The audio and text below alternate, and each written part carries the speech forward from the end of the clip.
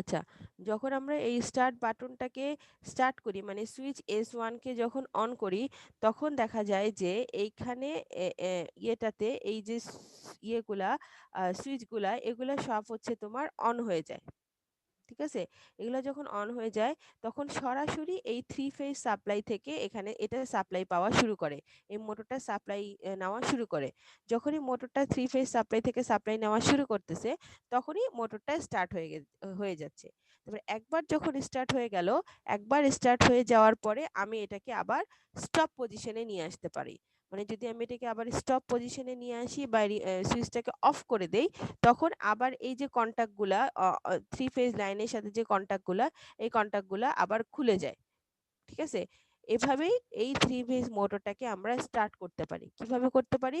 এই স্টপ মানে যে ১ম এ স্টার্ট করতে হবে। স্টার্ট করলে এই সুইচগুলা সব অফ হয়ে যাবে। সুইচ 1 কে যখন স্টার্ট করব, তখন এই কন্টাক্টগুলা সব ক্লোজ হয়ে যাবে।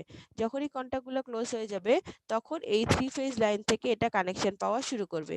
এই 3 ফেজ লাইন থেকে যখন কানেকশন পাবে মোটরটা, তখন মোটরটা স্টার্ট হবে। একবার মোটর স্টার্ট হয়ে গেলে তখন আমরা আবার এটাকে স্টপ করে দিব সুইচটাকে, এবং স্টপ করে দিলে এই কন্টাক্টগুলো আবার ওপেন হয়ে যাবে। কন্টাক্টগুলো যখন ওপেন হয়ে যাবে, তখন এখান থেকে আর কোনো সাপ্লাই আসবে না। ঠিক আছে? তার মানে একটা নির্দিষ্ট স্পিডে উঠার পরে আমরা এই সুইচটাকে আবার অফ করে দিতে পারি। ঠিক আছে? দেখো, এখানে সেটাই লিখা আছে যে আ ইট ক এখানে কি, কি আছে সেটা লিখা আছে। এখানে লিখা আছে, সবই লিখা আছে। Pressing the start push button, switch S1 normally held open by a spring, the contactor coil C is energized from the two line contactor L1 L2, the free মানে যেটা কথা বললাম সেটাই। এই যে সুইচ S1 টাকে যখন আমরা অন করব, তখন এই কয়েলটা এনার্জাইজড হবে। যখনই কয়েলটা এনার্জাইজড হবে, এটা তোমরা সামনে যখন সার্কিট পড়বা, পাওয়ার প্রোটেকশন পড়বা, তখন হচ্ছে এই জিনিসটা দেখবা যে কিভাবে কয়েল কাজ করে আরকি। শুধুমাত্র এখন এইটুকু বলতেছি যে যখন সুইচটা অন করব আমরা, তখন এই কয়েলটা এনার্জাইজড হবে। যখনই কয়েলটা এনার্জাইজড হবে, তখনই হবে কি, এই যে কন্টাক্ট যেগুলা আছে, এই কন্টাক্ট গুলা হয়ে যাবে, ক্লোজ হয়ে যাবে। কন্টাক্ট গুলো যখন ক্লোজ হয়ে যাবে, তখন এই 3 ফেজ লাইন থেকে মোটরটা সাপ্লাই পাওয়া শুরু করবে এবং মোটরটা স্টার্ট হবে। যখন একটা নির্দিষ্ট লেভেল পর্যন্ত স্টার্ট হয়ে গেল, ধরো 80-82% বা এরকম একটা নির্দিষ্ট লেভেল পর্যন্ত যখন স্পিডটা উঠে গেল, তখন আবার আমরা কি করব, এই মানে স্টপ বাটনটাকে প্রেস করব। যখনই স্টপ বাটনটাকে প্রেস করলাম, তখনই যখন কয়েলটা যখন আবার ডি এনার্জাইজড হয়ে গেল, তখন এই কন্টাক্টগুলা আবার আস্তে আস্তে করে খুলে যাবে। এই এই যে দেখো সি, এই কয়েলের সাথেই কিন্তু এই যে এ এবং 3টা এম, এই 4টা সুইচ কানেক্টেড। সো এই সি কয়েলটা এনার্জাইজড হইলে এই কন্টাক্টগুলো ক্লোজ হবে। আবার যদি সি এনার্জাইজড কয়েলটা এনার্জাইজ না হয়, তাহলে কন্টাক্টগুলো ওপেন হয়ে যাবে। এবং এই মোটরটা তখন যেহেতু একটা নির্দিষ্ট স্পিডে অলরেডি স্টার্ট হয়ে গেছে, সো এটা তখন আহ, তার মতো করে চলতে থাকবে। এটা হচ্ছে ডিরেক্ট অনলাইন স্টার্টার। এরপরে আছে হচ্ছে স্টার ডেল্টা স্টার্টার। ঠিক আছে? স্টার ডেল্টা স্টার্টারের সুবিধা কি, যে দেখো, হোয়েন দা এখানে দেখো, this is very common type of starter. Maximum সময়ে স্টার ডেল্টা টাইপ স্টার্টারটা ইউজ করা হয়। হুম, and extensively used compared to the other type of starter, as star delta starting is used for a case motor designed to run normally on star delta stator winding. এখন কি হয়, when the switch S is in start position, কোথায় switch S, কোথায়, এখানে দেখো switch S, এখানে start, এই যে এখানে নিচে একটা সুইচ আছে, এই সুইচটা যখন স্টার্ট অবস্থায় থাকবে, the starter winding are connected as a starter. যখন সুইচটা আমরা কানেক্টেড করব, তখন এই স্টার্টারটা স্টার হিসেবে কানেক্টেড হবে। হ্যাঁ, স্টার হিসেবে কানেক্টেড হয়ে এটা একটা নির্দিষ্ট স্পিড যখন উঠবে, একদম 80% স্পিড যখন উঠবে, তখন এই সুইচটাকে আমরা তখন রান পজিশনে নিয়ে যাব। তারপরে এই স্টার্ট পজিশনে গেলে এটা এই অবস্থায় থাকবে, আর যখন রান পজিশনে নিব, তখন এটা এই যে মানে সরি, যখন সুইচটাকে আমরা স্টার্ট অবস্থায় নিব তখন এটা হচ্ছে তোমার স্টার্ট অবস্থায় থাকবে, আর যখন সুইচটাকে আমরা ডেল্টা পজিশনে নিব, মানে সুইচটাকে যখন আমরা রান পজিশনে নিব তখন এটা হয়ে যাবে হচ্ছে ডেল্টা। এটা আমরা ভিডিও দেখব, ভিডিও দিলে জিনিসটা বেশি ক্লিয়ার হবে। ঠিক আছে, তার মানে প্রথমে এটাকে আমরা আহ, কি পজিশনে নিব, প্রথমে স্টার্ট পজিশনে নিব। স্টার্ট পজিশনে নিয়ে স্পিডটাকে 80% পর্যন্ত স্পিড উঠায় নিব।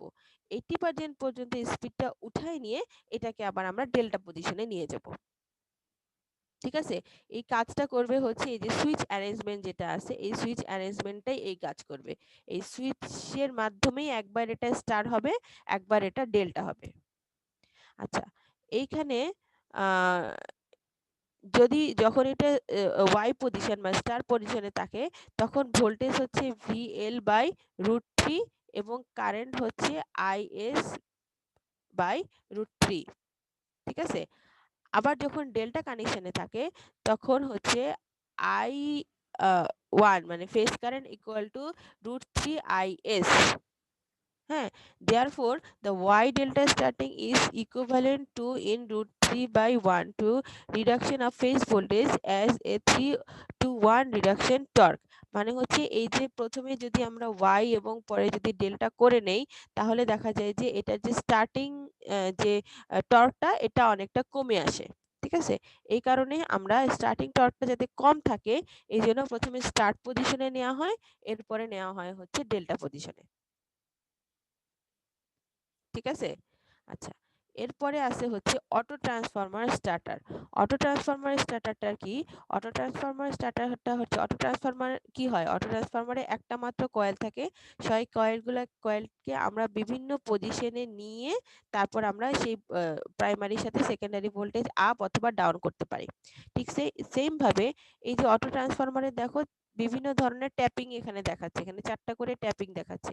তো আমার যেই ভোল্টেজ দরকার সেই ভোল্টেজ অনুযায়ী আমরা এই অটো ট্রান্সফরমারটাকে ট্যাপিং করতে পারি। যখনই অটো ট্রান্সফরমারটাকে আমরা নির্দিষ্টভাবে ট্যাপিং করলাম আর এই সুইচগুলো যখন ক্লোজ হয়ে গেল তখন এই অটো ট্রান্সফরমারের ভোল্টেজের মাধ্যমে এই মোটরটা স্টার্ট হবে এবং একটা নির্দিষ্ট সময় পরে আমরা আবার অটো ট্রান্সফরমারটাকে এখান থেকে রিমুভ করে নিয়ে যেতে পারবো।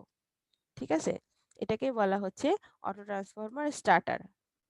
আইডিয়া নাও, ভিডিওটা দেখবো আরো ক্লিয়ার হবে। আচ্ছা, এরপরে আসে হচ্ছে স্লিপ রিং স্টার্টার।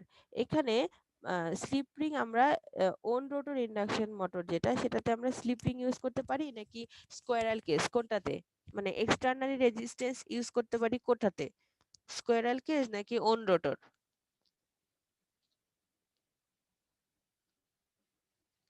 আচ্ছা, যেটার ক্ষেত্রেই হোক স্কোয়ার, এটা একটু তোমরা দেখবা কিসে হয়, দেখো তো একজন দেখে আমাকে জানাও তো। এক্সটার্নাল রেজিস্ট্যান্স অ্যাড করতে পারি কোথায়, স্কোয়ারাল কেজ নাকি ওন রোটরে?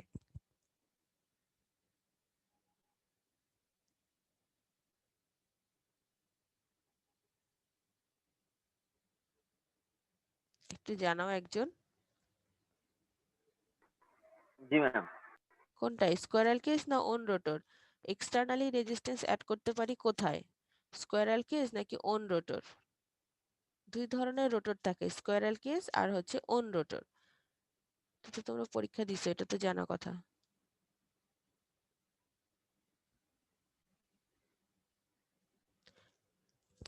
কেউ একজন বলো আমাকে, স্কোয়ারাল কেজ না ওন রোটর কোনটাতে আমরা এক্সটার্নালি রেজিস্ট্যান্স অ্যাড করতে পারি?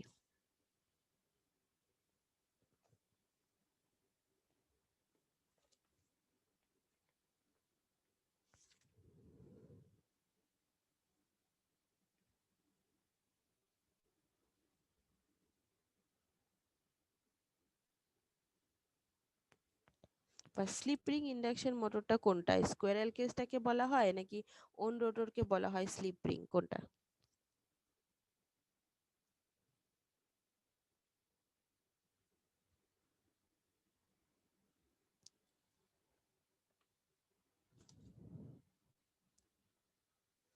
সবাই মিউট করে দিয়ে বসে থাকলে হবে, কাউকে তো বলতে হবে কোনটার ক্ষেত্রে আমরা, মানে কোনটার ক্ষেত্রে রোটরটা শর্ট করা থাকে আর কোনটার ক্ষেত্রে রোটরটা শর্ট করা থাকে না, এক্সটার্নালি রোটরটাকে আমরা কন্ট্রোল করতে পারি রেজিস্ট্যান্সের মাধ্যমে, স্কোয়ারাল কেজ নাকি ওন রোটর?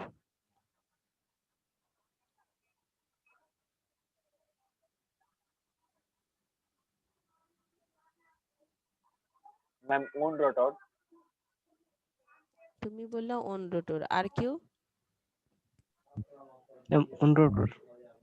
অন রোটর কোথায় দেখলা, কোথায় পাইলা? গুগলে সার্চ করছিলাম, মানে সেখানে ও অন আচ্ছা রোটরই আছে। আচ্ছা, তাহলে যে তো পরীক্ষা দিলা, কি পরীক্ষা দিলা বলো দেখি? পরীক্ষার সিলেবাসের মধ্যে তো এটা ছিল। সবার পড়ালেখার অবস্থা কত খারাপ। যাই হোক, আচ্ছা হ্যাঁ, অন রোটর ইন্ডাকশন মোটর যেটা, সেই অন রোটর ইন্ডাকশন মোটরকে আমরা এক্সটার্নালি রেজিস্ট্যান্সের মাধ্যমে কন্ট্রোল করতে পারি।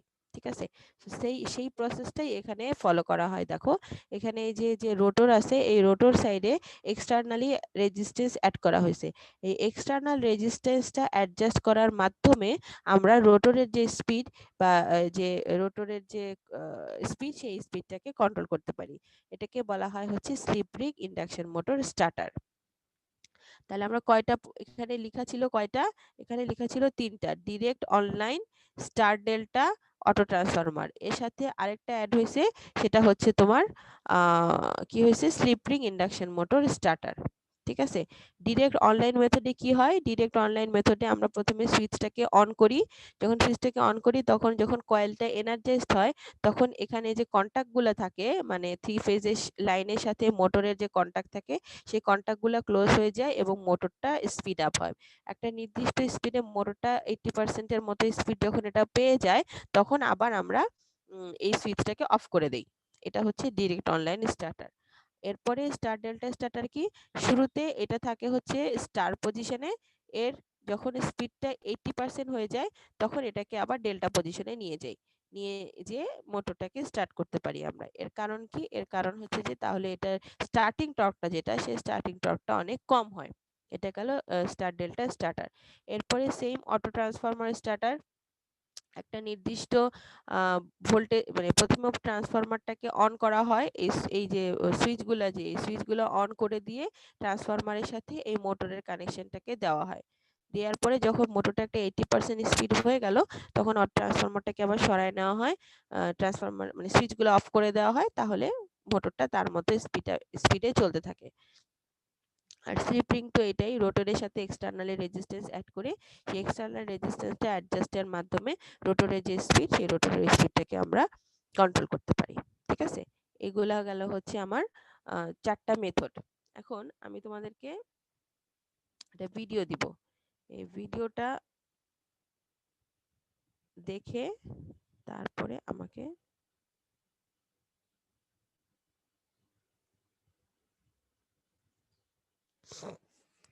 10 মিনিট পরে আমি আবার